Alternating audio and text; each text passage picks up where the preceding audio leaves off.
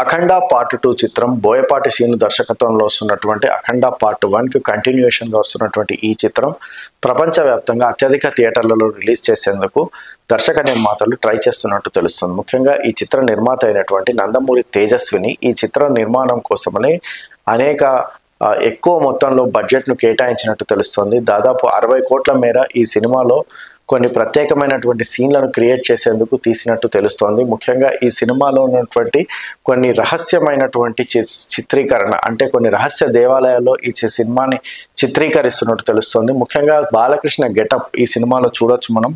Balakrishna getup అఖండ part 2లో ఈ విధంగా ఉండే అవకాశం ఉన్నట్టు కనపడుతుంది. దీనికి సంబంధించినంత వరకు పెద్ద ఎత్తున స్కెచెస్ అయితే విడుదల చేసినట్టు మనం ఇక్కడ చూడవచ్చు.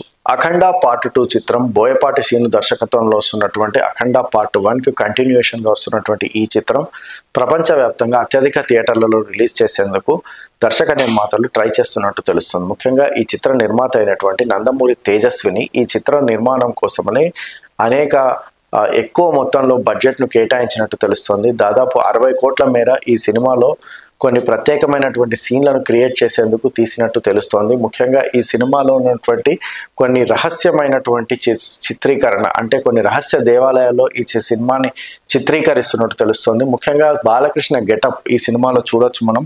బాలకృష్ణ గెటప్ అఖండ పార్ట్ 2లో ఈ విధంగా ఉండే అవకాశం ఉన్నట్టు కనపడుతుంది.